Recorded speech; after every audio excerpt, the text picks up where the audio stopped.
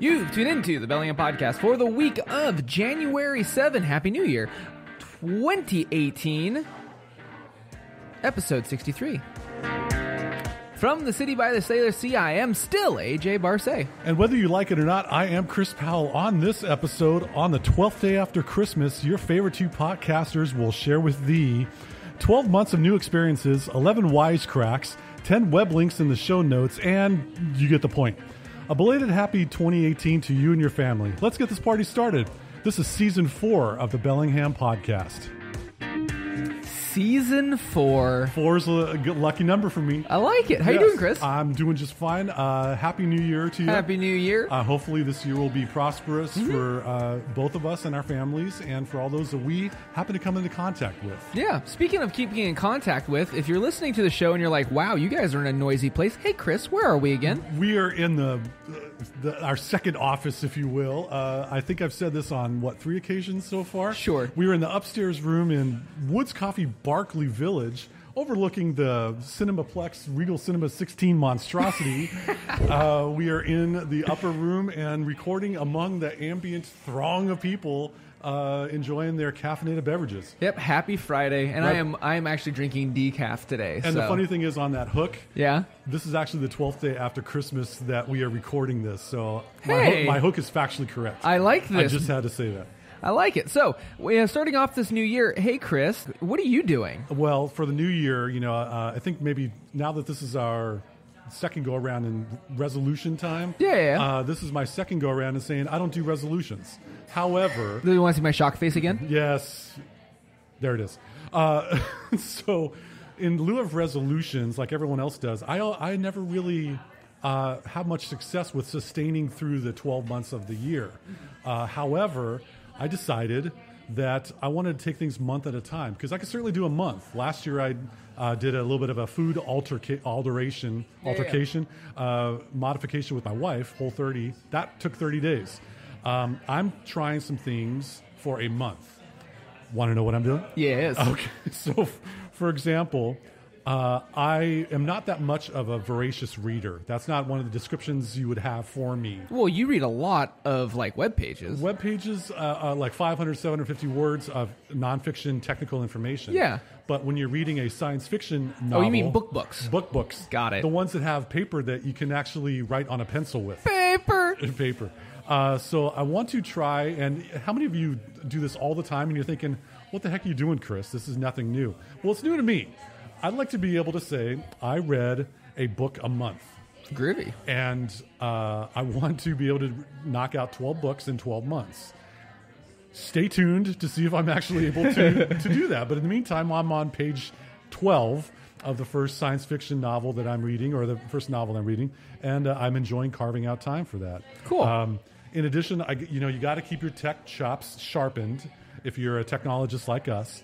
And while I say that I know Windows and I know Mac and I know iOS and I know Android, I do know Linux, but not that much. And so I'm going to try something. I bought a little bit of a burner laptop, or a cheap. Whoa, what do you mean by a burner laptop? A cheap laptop that is a few years old. It's a PC. It doesn't have the latest and greatest specs. It's not the new shiny. But guess what? I paid $60 for it off of the Bay. And not a big investment, but what I can do is I can install an operating system, or what the kids call a distro of Linux. Short for distribution. Yes. One distro a month. And so I'm going to go for Linux Mint. If those of you playing at home, you know that that's one of the most popular distros out there. But in February 1st, I'm going to delete that laptop and install something new. So you get the point. Just trying to do a little bit of analog combined with digital, and expand my mind and expand my arsenal of knowledge. What about back to your analog things that you're doing for the next 12 months? What about your life logging? What are you doing with that? Journaling is really like where I'm kind of writing my thoughts and feelings and things like that. And I tried that, and I really don't do very well with that. I express my thoughts and feelings through a newsletter that I tend to do, kind of an essay format. But for journaling, I think I'm going to call it life logging, like you mentioned. Got a bullet journal, and I want to just kind of what happened today. and what thoughts that I have that I want to kind of keep in mind for the future, and what events are coming up in the future, so I can kind of see a little bit of a glimpse at a glance without having to revert to a device to see what I got going on in the near future. So anyway, doing a little bit of life logging on a daily basis. That's important because I don't want to lose momentum. I'm 6 days in, which is nice, but little by little. So that's what I got going on. How about you, AJ? What's going on for 2018? Much like yourself, I don't do the resolution thing.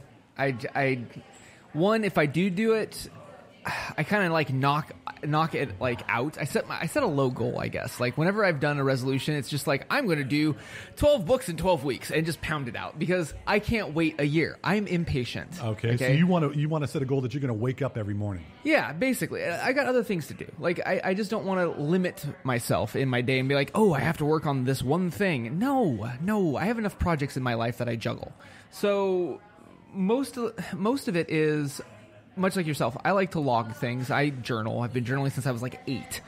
And I've got the Moleskine Traveler that I got, and it's been working out really well because I've got a lot of sketches that I've been working on. Like when you walked in, you saw me working on a prototype of a watch, and like I've got a whole bunch of things cooking, and that thing is my other brain. But with it, because I'm working on watches and all this stuff, I order stuff from around the world.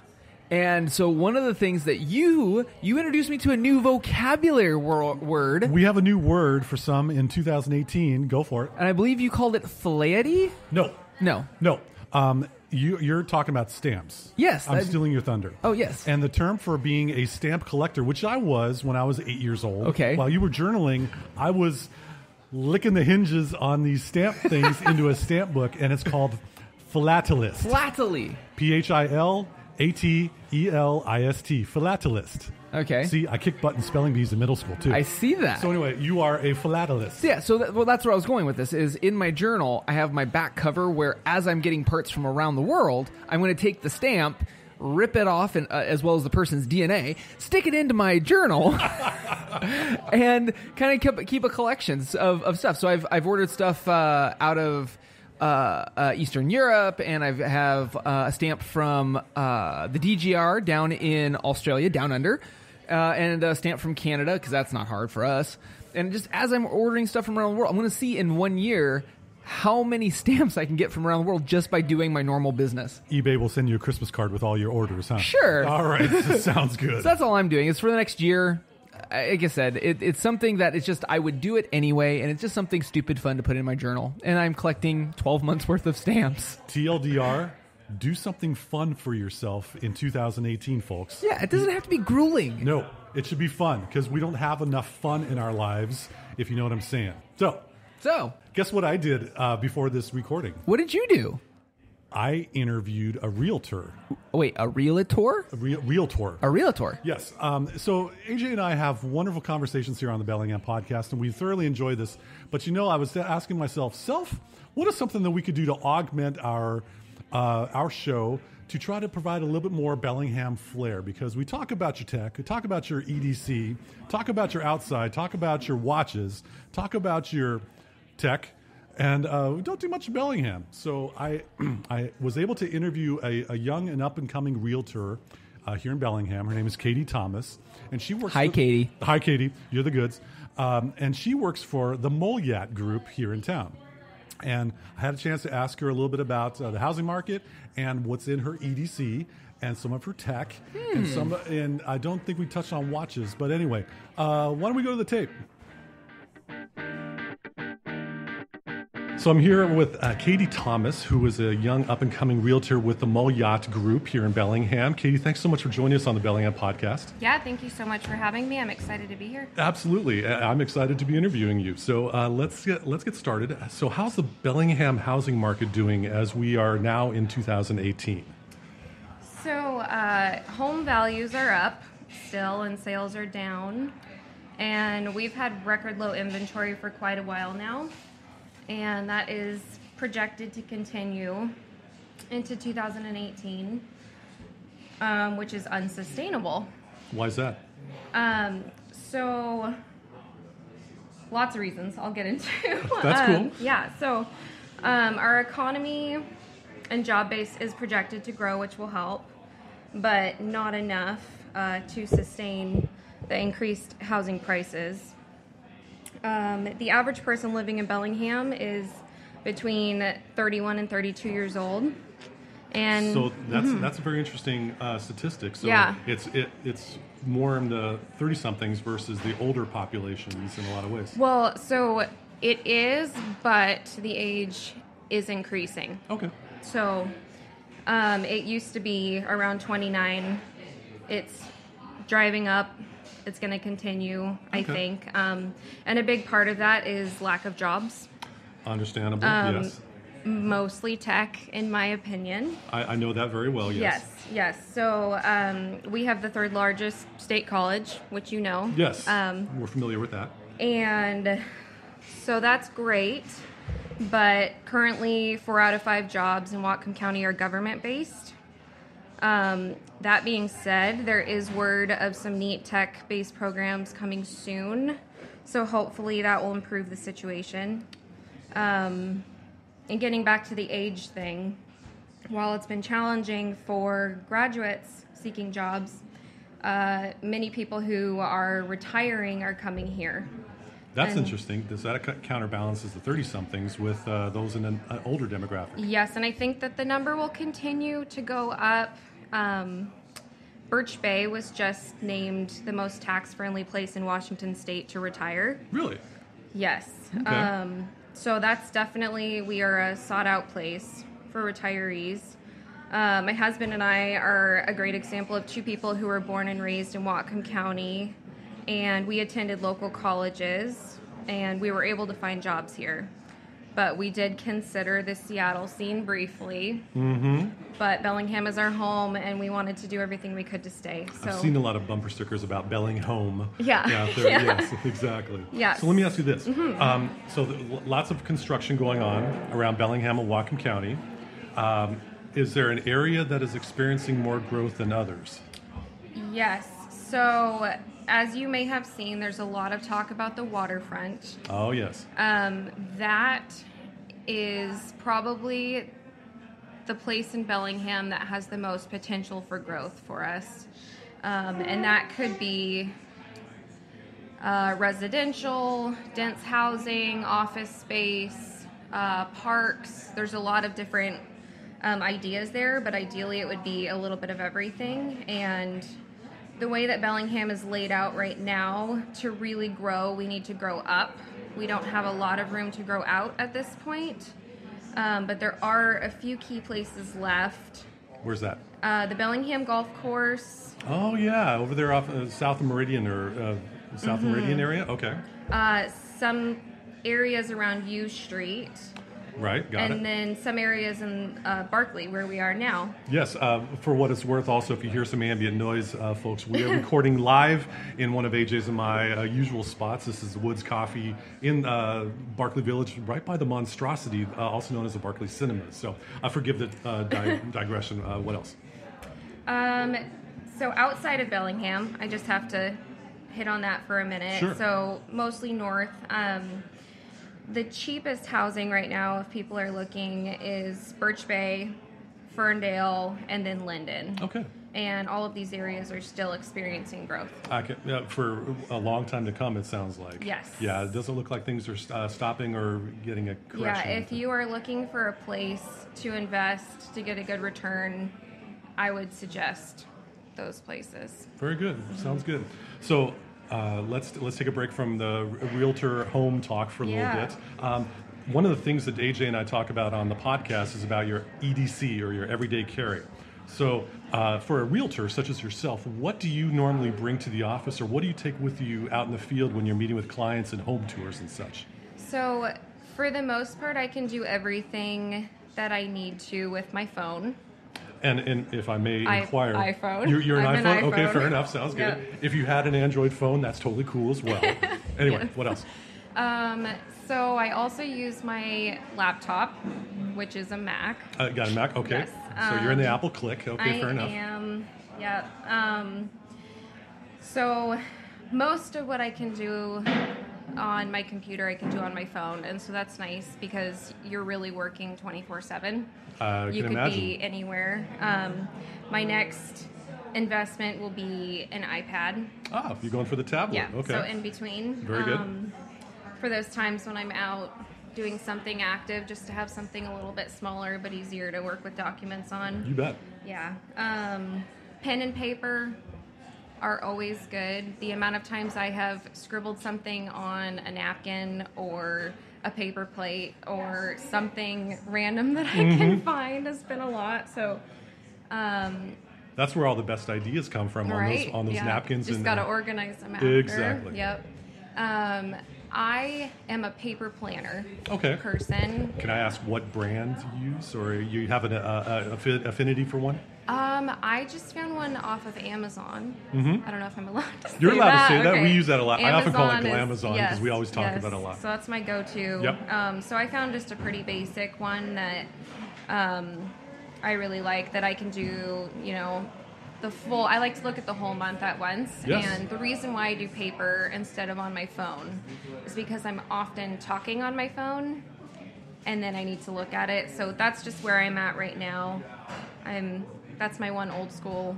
Nothing wrong with old school. Yeah. We talk a lot about balance with digital and analog in our life, and it's good that you're employing that. Yeah, it's good to not forget how to write. Use your hands. So. Well said. Very cool. Yeah. So, and as far as your mobile office where you have a laptop and your phone and perhaps other gear like notebooks, are you a backpack kind of person, or do you have another bag that you carry with you? We're kind of, BJ and I are kind of bag nuts. And so I'm just curious what you carry your stuff in. Yeah, so I am more of a messenger bag kind of person for my real estate stuff. I just actually ordered one off of Etsy. Oh, yes. Made in Greece. Oh, so very good. It's taking a little while to get Slow here. boat, I can imagine. Yes. Okay. So it's just a leather handmade messenger bag. And yeah, I am a crafty person and I like to support small businesses. So. Awesome. And we are of this like mind. Yes. That's very good. Excellent. Well, Katie, let me ask you this. So you said that you have a 24/7 job, but let's just say you actually end a work day. When the workday's over, should it ever be that way, where in Bellingham do you usually go to unwind? Yeah, so we love our house, actually. We're major homebodies. Have a lot of people over for board games and stuff, but when we do go out, we hit up the breweries. Is there one or two in particular that you have really enjoyed that a shout-out would be appropriate? Yeah, Kolshin, for sure. Yes. Okay. And yeah, we live within walking distance, so that's fun. Sounds good. All right, very good. And then Wander is Yep. Very my good. other favorite. And so we've been to all of them, but I actually am a cider drinker, so I really like that Wander actually makes their own. Excellent. Yeah. Very good. Really good. Very good. Now, you mentioned board games. Are there any? Did you get any board games for Christmas or? I anything? got myself one. Yeah. What did you get? We just got into Carcassonne. I've never heard of that. Tell me about that. It's oh man, it's a little bit like Catan. Okay. But more complicated with some fantasy built in, and it's pretty pricey, but it's really fun. So yeah, I definitely recommend it. And Amazon again. Very good. Yes. Well, yes, it's a very convenient place to get everything. Games. All right, so you got a couple breweries that you hang out with after the workday is over. Is there a secret? Now, I've given a couple of secret weapons, like my special places that not many people know about in Bellingham. I know that a lot of us are familiar with Kolshin and Wander, but I'm putting you on the spot here, Katie, so I hope you're prepared. Is there a secret spot in Bellingham that's like yours and perhaps your spouse's that no one else knows about, that you like going to, that's like your own place, that you really enjoy, other than your house? Oh, man.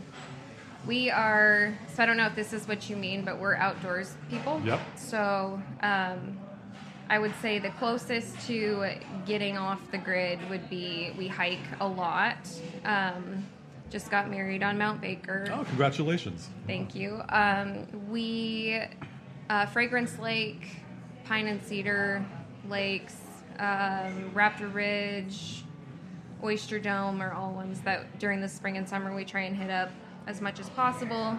And my husband downhill mountain bikes, hikes, runs, lots of trail running, pretty much every day after work. And then he also climbs at Vital. Okay. The Vital one downtown, the climbing gym? Yep, Excellent. the climbing gym, yeah. So very active and trying to, I guess, go off trails and find spots and make memories. So I don't know. It sounds like you two are part of the subscribe to the hashtag Get Outside. Yeah. Absolutely. Yeah. Sounds great. So finally, as we wrap up, so you've been around Bellingham a lot. You've been around Bellingham for a number of years. Yeah, my whole life. Your whole life. Mm-hmm. Okay, so you Yes. are born and raised. Yes. Katie Thomas, realtor extraordinaire. What does Bellingham need?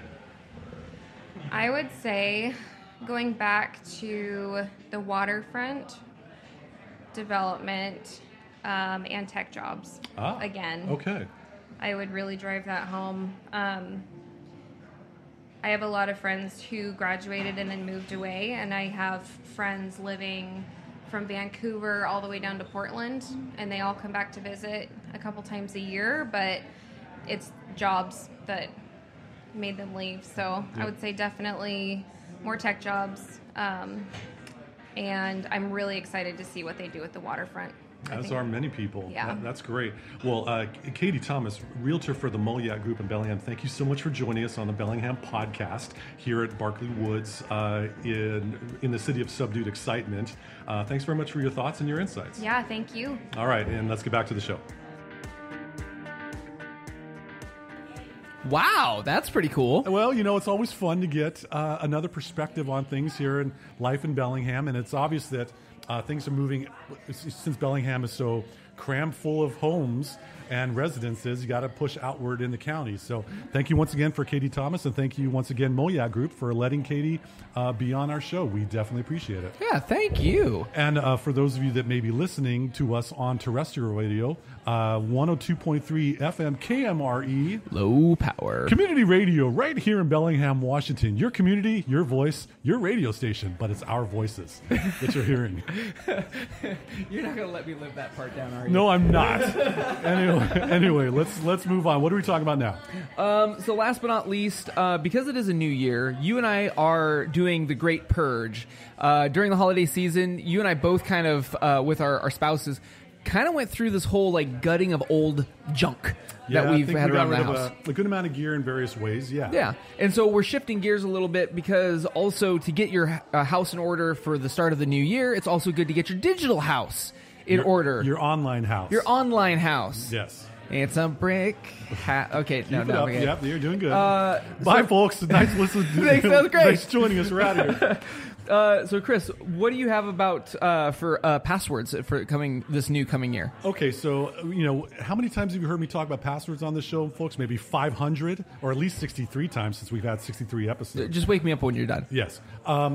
It's always a good time it's never a bad time to update your passwords, just from a security standpoint and to decrease the odds that you might get hacked in various accounts, especially those that you may have a credit card tied with your account. Instead of logging into a website and drilling through the settings and trying to find that small text that says change password or security or where do I find how to update my password, before you even log into the website, go to blah, blah, blah.com and then look for forgot password. No, I know you know your password, but what will happen is when you click forgot password, it'll make you enter your email address and you'll receive a direct link that will take you to a web page that you don't have to tunnel through everything. You just type in your new password, hit save, and bang, zoom, you got your password updated.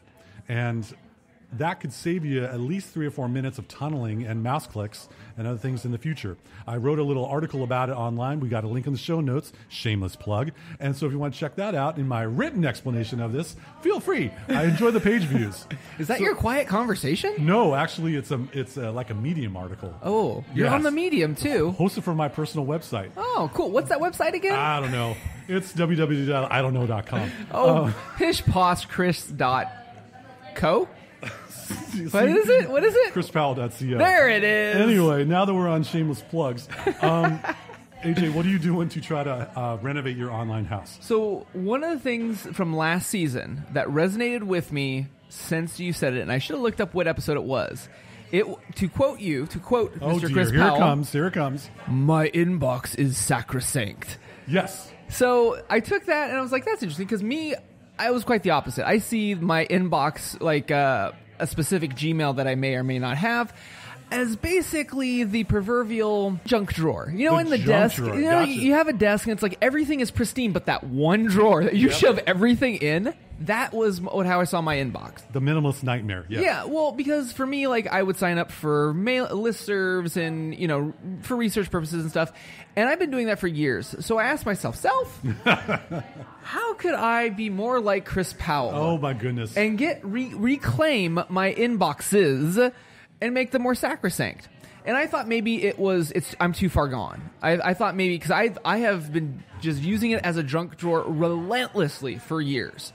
And so I decided, for the last couple of months, I've been using unroll.me, something that you mentioned a couple of shows back. Yes. Which only does it part way. Like, so I thought by using Unroll, if I hit unsubscribe using their service, it would unsubscribe me from all those lists. Actually, it doesn't. It keeps it in your inbox and puts it in a special unroll.me folder, and you just start accruing a much more organized junk drawer. You added another drawer to my junk drawer. That's right. And so I got too much junk in my drawer, Chris. So I decided that as I'm getting these junk emails, which aren't really junk, it's not spam. These are things that I voluntarily subscribe to.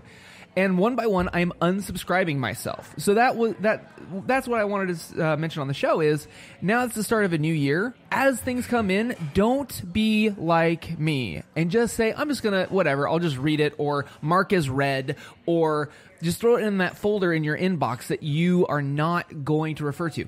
Purge that stuff out. And before you purge it, click on that email, not the spam ones. If these are emails that you have signed up for, like, for instance, Timbuktu bags, right? Yes. I signed up for their thing because I was looking at buying a new Timbuktu bag, and they always send coupon codes.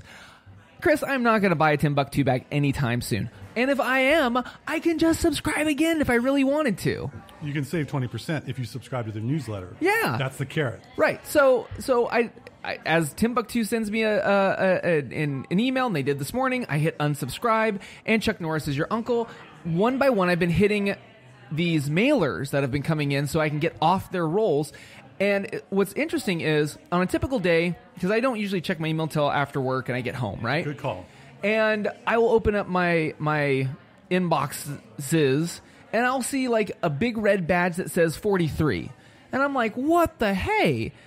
And so that little red badge of doom, because usually I have that turned off. I turned it on so I could see how much crap I have been accumulating. And so that badge now at the end of the day is like 5. That's pretty cool. And it's actually something I want to read. Congratulations for being like Chris Powell. Yes. So, and that only took me about 6 days. So if I can do it in 6 days, anybody can do it. Unenroll your, unsubscribe from those things that you're never, you know, those overstock things, Facebook notifications. You do not have to go into your Facebook settings.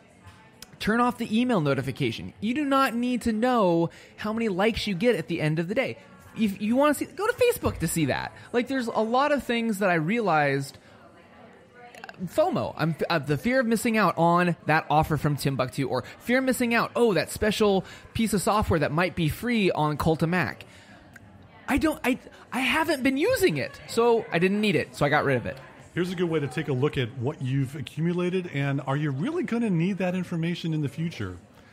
If you decide you want to give it a try and unsubscribe, guess what? You can always resubscribe if you miss it. Right. And so that's a good idea. If I could offer one more idea for Augment. inbox management, along the lines of unsubscribing from these emails, if you happen to have an email account such as Gmail, in that search box, if you type in the word unsubscribe, it will search every email that has the word unsubscribe in there. You might be surprised at how many results you have. Yeah. If you happen to look at who is this from, you might find some in the archives that if you have a voluminous inbox, you might be able to go, why am I still getting emails from this?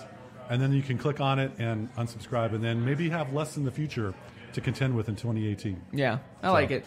So I guess that's my 2 unofficial or non-resolutions. It's the unresolution of the upcoming year. It is the unresolution episode. You heard it here first, folks. On that note, I think that wraps up with the show. Let's stick a caffeinated fork in this one, AJ.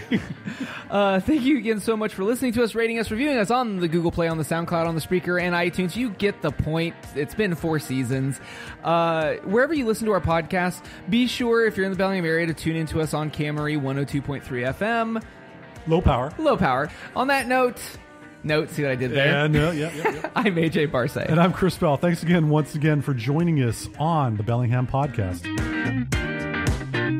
I'm going to have such a headache when this caffeine rush rolls. Really? You have this much caffeine? Yeah, well, it's been a heck of a day. I see it.